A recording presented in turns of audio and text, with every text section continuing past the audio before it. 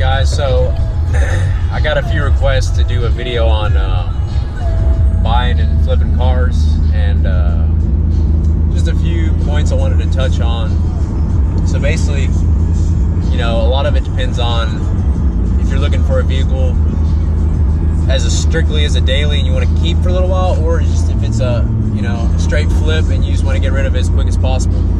So, you know, we'll start with if it's a daily and you want to hold on to it for a little while. So you're going to want to start with something that you're interested in, you're going to like, you know, find what that is. And then once you find that, just, you know, check out Craigslist. Facebook Marketplace is also a really good place to find some really good deals. I don't know why, but for some reason, people on there are a lot more negotiable on their prices as far as like compared to Craigslist. OfferUp's another good one. OfferUp I like a lot because it's just so simple and it's very easy to lowball someone on there. Like if you don't feel like wasting a lot of time, just, you know, submit a couple lowballs and just, you know, keep checking back on it. But, you know, you got to get a price in your head of what you want to spend. Have a max price set in your head and have a minimum price, like the lowest that you want to spend on this truck, and then the absolute highest you want to spend, or if it's a car or whatever. But start with that and then start narrowing it down to, you know, a couple options. Once you get it narrowed down,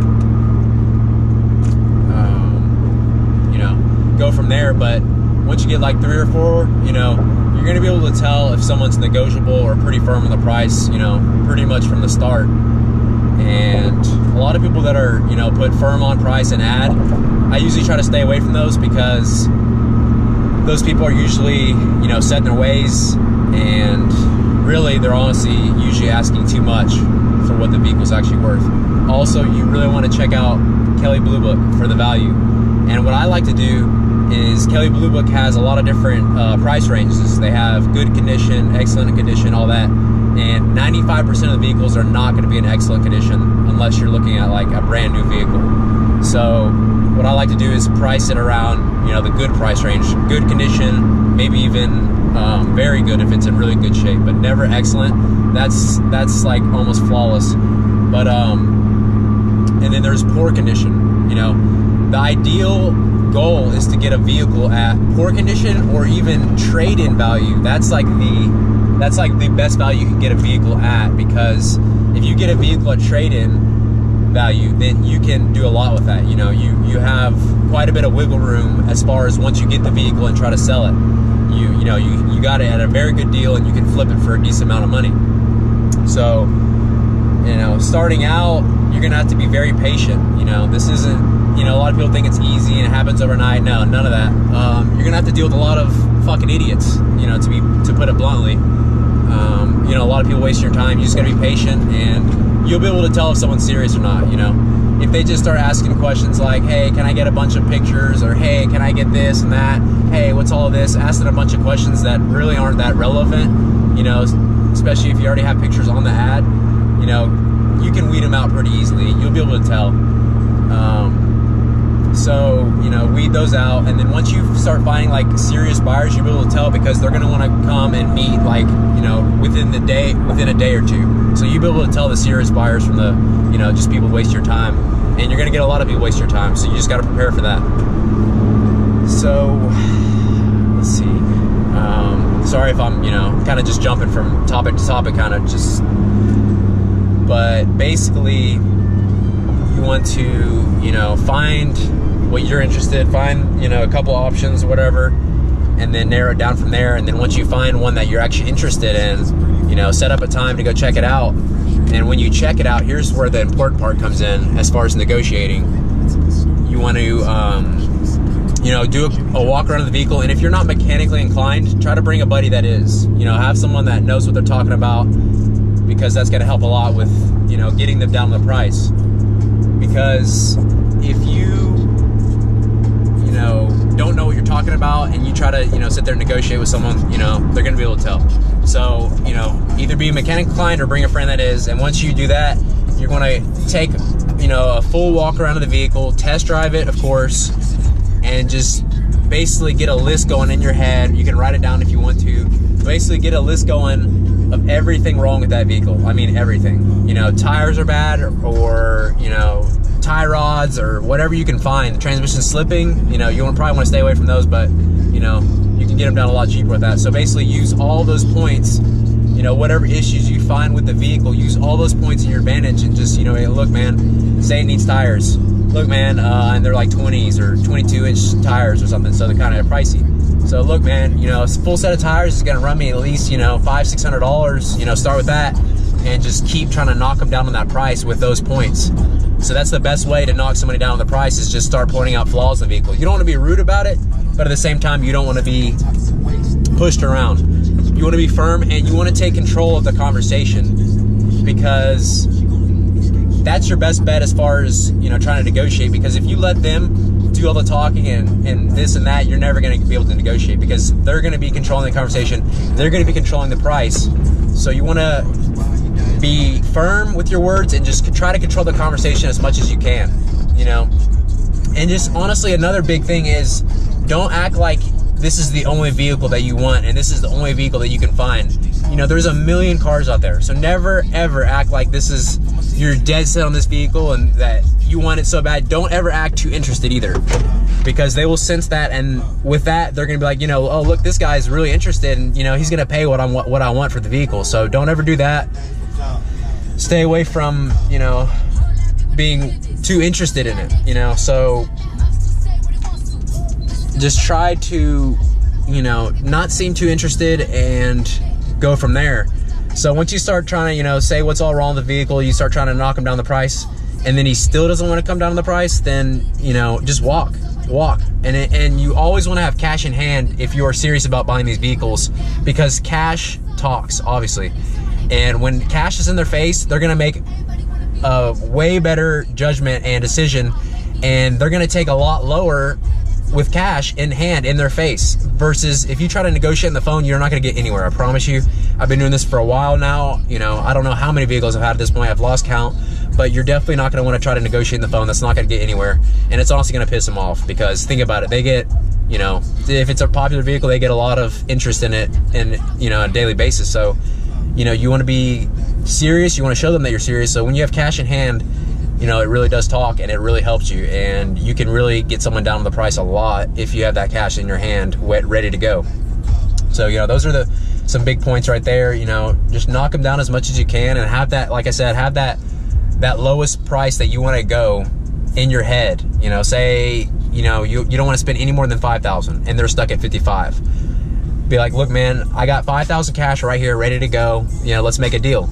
And then from there, they're either gonna say, no, I can't do that, or they're gonna say, all right man, well the best I can do is 52. And then counter offer. You always want to counter offer. All right man, I can come up to 5,100 cash, but that's it. And then be firm with it, you know. Don't go back and forth with them too much. You know, like I said, try to control the conversation. And once you can control the conversation, you know, you have the power and you have the cash in hand at the end of the day. And if they're a serious seller, they're gonna sell that. They're gonna want to sell you that truck right then and there. So, you know, that's a huge thing. Cash in hand. Never seem too interested in the truck, because, you know, like I said, there's hundreds of others out there. You know, just be confident. Confidence is key too. You know, act like you really know what you're talking about, even if you don't. You know, cash in hand, obviously, and then also, once you do agree to a price, you know, you get the truck, whatever, you get the truck, say you end up finally getting the truck, and then once you try to sell it, you know, you definitely want to wait at least a week. I'd say maybe even 2 weeks to try to sell it, because here's what's going to happen. A lot of people are going to see that same vehicle that's already been posted, and they're like, wait, wasn't this just for sale? I had a couple of people do that before in the past. So you're going to want to wait a little bit, give it some time, you know, let it breathe, and you know, give it some time. And once you do decide to sell it, you're gonna want to start out high. Obviously start high, you know. Never start like anywhere near your goal, like the goal that you want to get for that vehicle, because if you start there or close to it, those people are gonna think about it. Craigslist, OfferUp, all those places, that is the king of lowballs. Like, everybody on there is just trying to get something for nothing, and they're gonna lowball the shit out of you. Just be ready for that. So start high. That's why I always start high. That way, say they lowball you, and then once they lowball you, it could be still higher than what you want to get for the vehicle. So that's how you make the profit there. And you're gonna definitely want to start high, and then, you know, just look at the Kelley Blue Book value on it. So say the truck that you buy is, the Blue Book on it is in good condition, is like 55. I like to at least ask like 1,000 over that, maybe even more depending how clean the truck is. So always start high, and then like I said, you're gonna have to weed out a lot of people that are not serious buyers and a lot of people that want something for nothing. So just be aware of that and just be ready for it, because it's going to happen. And also another thing, and I'm kind of jumping around a lot, but I'm just trying to give y'all as much advice as I can from my experiences. Another thing is, if you are flipping that vehicle, try to have them not date that title, because once they date that title, you have 30 days to register it in your name. So you want to avoid that, because registration fees obviously are going to kill your profit margin. So try to avoid that, you know, have them leave the title open basically, and then that way, you know, you don't have to register in your name and all that blah blah. So that's another big thing, leave the title open. And then, you know, from there, you know, it's pretty self-explanatory. I'm trying to think of anything else I could touch on as far as selling it. I mean, once you start selling it, you know, especially if you want to get like more of the rare cars, like I've had a couple Camaro Z28s and a couple F-bodies, and those are great cars because there's not a lot of them. So if you find a car that there's not a lot of, you have that market value on your side, because even though Kelley Blue Book, that's another thing with Kelley Blue Book I forgot to mention.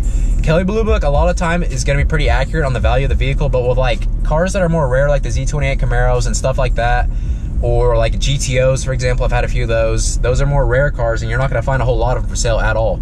So if there's not a whole lot of them for sale at all, the market value is going to be, you know, up there, because you're controlling the market basically. You have something that not a lot of people have and a lot of people want usually. So you can pretty much be as firm as you want on that price, and you will eventually find a buyer. You might have to be patient, wait a month or so, but once, you know, usually around a month, usually you will most likely almost all the time find a serious buyer with cash in hand that's gonna wanna buy that vehicle. So just be patient. Like I said, that's the biggest thing. Be patient, confident, know what you're selling, be firm on what you're selling, you know, and just, I mean, you're gonna have to deal with a lot of bullshit. Like I've been testing the waters on my Silverado, just seeing what's out there, and I've been getting nothing but shit, man. A lot of trade offers, cash offers, some cash offers, but they're just way too high, you know what I mean? Like, and that's another thing, you know, just don't settle, never settle, you know, find what you want to get, and once you find what you want to get, just stick to it, be firm. And so like I was saying with like the rare cars like Z28s and stuff like that, you're controlling the market. And once you find a vehicle like that, you're gonna want to, you know, be firm on it. And also, you find a vehicle like that, you know, look around for a while. If you're not in a rush, just wait till you can find a hell of a deal on one of those, and those are gonna be your big profit makers, because you find a cheap Z28, you know, like all the Z28s I've bought, I've all got them like at a steal of a price, like prices you wouldn't believe, and then I sell them for sometimes even double of what I paid. So like, you know, there's definitely money to be made out there. You just gotta be patient and know what you want and be firm with what you want. So, you know, I didn't, you know, get into too much detail, but, you know, I just think that that's touching on a lot of the big points, you know. So if y'all would like me to make like a part 2 of this, just let me know in the comments, or if you have any requests on any kind of videos, just let me know. I'd like to do like a series or something like this on this, because, you know, I have a lot of experience in this area. So if y'all have any requests at all, just drop them down in the comments. You know, I'm trying to grow this YouTube channel, and I'd really appreciate it if you, you know, give this video a thumbs up, subscribe, you know, share it with some of your friends or family. You know, I'm trying to make this YouTube thing kind of big. You know, I wish I would have done this a long time ago, you know. With all the vehicles I've had, you know, I feel like I could have definitely had a pretty successful YouTube channel at this point. So, you know, like I said, just drop below in the comments if y'all want to make a part 2 of this. And then also, if you have any requests, just drop them in the comments or message me on Instagram or YouTube, whatever, man. I'm just trying to be more communicative with you guys and just, you know, interactive. You know, I get a lot of questions, and I like to try to answer a lot of them. So just let me know, guys. Appreciate it for watching this, and y'all have a good day.